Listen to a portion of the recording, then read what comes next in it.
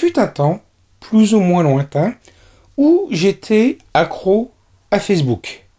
Mais depuis que je prends mes pilules, je vais beaucoup mieux.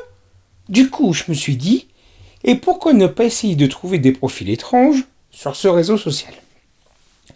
Le premier cas nous vient des États-Unis, où Felicity Rossi a épousé une poupée zombie en 2018.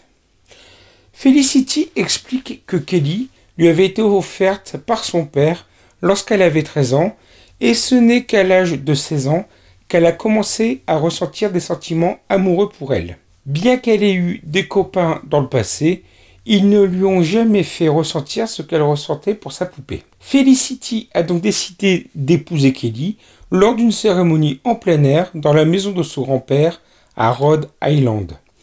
Le mariage a coûté environ 500 $ et a réuni sa famille, ses amis, ainsi que 8 autres poupées. Après le mariage, Felicity a reçu énormément de haine sur les réseaux sociaux, ce qui l'a rendu suicidaire, lui faisant penser que sa vie n'avait aucune valeur. Plus tard, Felicity s'est rapprochée de manière romantique d'une autre poupée, un extraterrestre appelé Robert.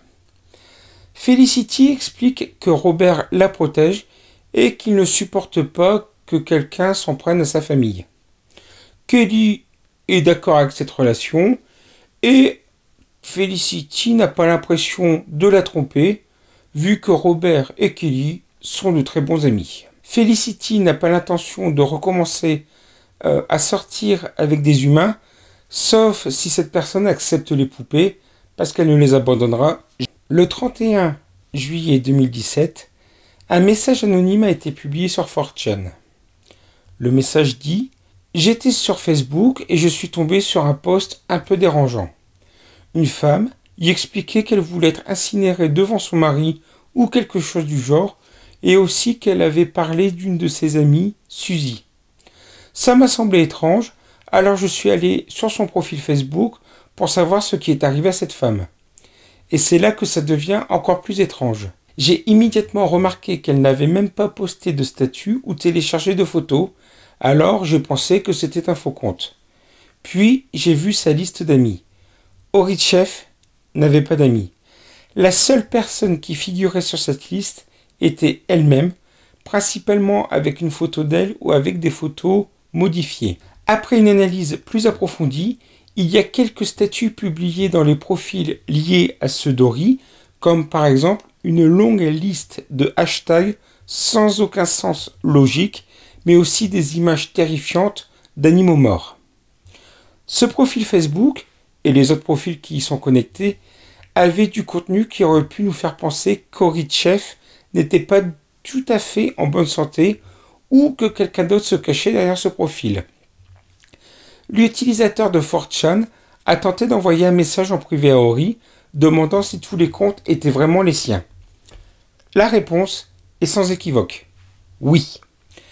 Ori explique qu'elle a créé tous les profils afin d'obtenir des vies gratuites pour les jeux qu'elle utilisait. Mais cela n'expliquait pas les messages mystérieux de la femme ou ces images choquantes qu'elle avait l'habitude de télécharger sur certains de ses profils. La réponse d'Ori, au lieu de rassurer l'utilisateur, a amplifié le mystère. Du coup, diverses hypothèses ont été lancées. Peut-être est-ce une femme qui, pour une raison quelconque, utilisait son profil pour exprimer un certain malaise, ou qu'elle avait des épisodes psychotiques. Ou peut-être s'agissait-il d'une personne dangereuse. Les images d'animaux morts pouvaient être un message, montrant son envie de tuer. La personne derrière le compte a continué de publier des images étranges et dérangeantes, ou à raconter des histoires donnant la chair de poule. La plus célèbre d'entre elles est celle d'une de ses amies, Daphné, qui s'est suicidée après une opération chirurgicale esthétique qui a mal tourné. Cette femme l'a hantée tout le temps dans ses rêves. Cependant, un indice est apparu qui pourrait enfin résoudre l'affaire. La photo de Daphné a été prise à partir du profil Facebook d'une personne qu'Ori ne pouvait pas connaître. Elle avait inventé l'histoire avec Daphné. Mais pourquoi faire? Et si nous avions affaire à une femme d'âge moyen, découvrant Facebook et son système de jeu, et que cette personne ait l'idée de créer différents profils afin d'obtenir des vies gratuites. De fil en aiguille, cette personne découvre qu'elle est devenue populaire et que son profil est entouré de mystères. Du coup, cette personne décide d'exploiter tout cela, notamment en publiant du contenu dérangeant, en inventant des histoires et faire tout son possible pour attirer encore plus l'attention sur elle. Il semble donc que le mystère soit résolu. Ce qui a rendu cette histoire virale, ce sont les théories absurdes qui ont été développées. Le 31 août 2016, Charlie Carver et Kala Brown sont invités à un dîner, mais ils ne se présenteront jamais. Le couple venait d'emménager ensemble dans une maison à Anderson et Kala était ravie de montrer son nouveau copain à une amie, Lindsay Mason. Lindsay a déclaré au Daily Beast qu'elle était impatiente de le rencontrer et d'apprendre à se connaître. Mais cela ne s'est jamais produit. Personne n'a eu de leurs nouvelles depuis, ni leurs amis, ni leur famille. C'est assez étonnant vu qu'ils passaient rarement une journée sans appeler leur famille. Lorsque leurs connaissances ont essayé d'appeler le couple, ils n'ont eu aucune réponse, le portable étant coupé. Certains pensent qu'ils auraient pu quitter la ville pour des vacances à la dernière minute, mais ça n'avait pas de sens vu que la porte de leur maison n'était pas verrouillée, que leurs médicaments étaient toujours à la maison, tout comme les lunettes de vue appartenant à Kala. De plus, leur chien était toujours dans la maison, sans nourriture, ni eau, ni litière. Pour Lindsay, le chien du couple était leur bébé qu'ils ne laisseraient jamais comme ça. La police a rapidement lancé une enquête, mais aucun suspect n'a été trouvé. L'affaire a pris une tournure étrange le 1er septembre 2016, lorsque le profil Facebook de Charlie a écrit que lui et Kala étaient mariés. Une semaine plus tard, un message a été brièvement publié sur son compte, indiquant que le couple allait bien, avant que ce statut soit supprimé.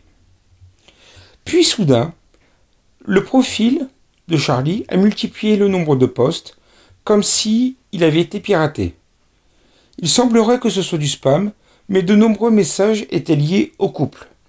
Il s'agissait de reportages sur le couple qui avait disparu, ainsi que sur d'autres personnes qui étaient dans le même cas. Certains statuts disaient même « Si je n'étais pas fou, je le deviendrais ». Ou aussi, parfois, tard dans la nuit, je creuse un trou dans la cour pour empêcher le voisin curieux de deviner.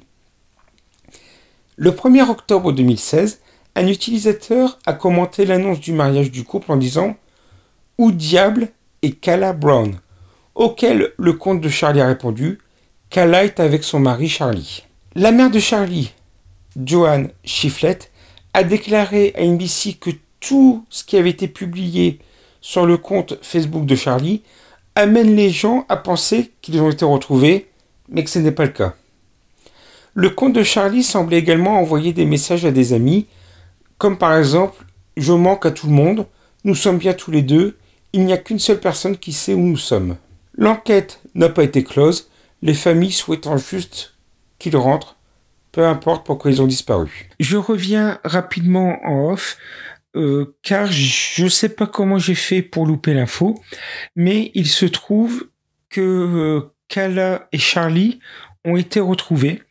Malheureusement, Charlie est mort et Kala a été retrouvée enchaînée comme un chien dans un container parce qu'ils avaient croisé le chemin d'un tueur en série qui sévissait dans les environs à ce moment-là. Donc j'en profite, je vous mets 2-3 extraits vidéo. Donc voilà, retenez bien ça. Kala a été retrouvée, Charlie est mort. Merci. Lauren, gotcha. All right. Just a girl. Just a girl, just a girl. How are you, honey? This is bolt cutters. This is our investigator. He's a paramedic, sweetheart. Oh yeah. Okay, we're gonna get you out of there. Okay. Just hang loose for me. I just want to say thank you to everyone for all the prayers and all the work you put into looking for me. If it wasn't for everyone out there, I don't think I would be here today. Voilà, c'était Cortex. Je vous souhaite à tous une excellente fin de journée et je vous dis à bientôt.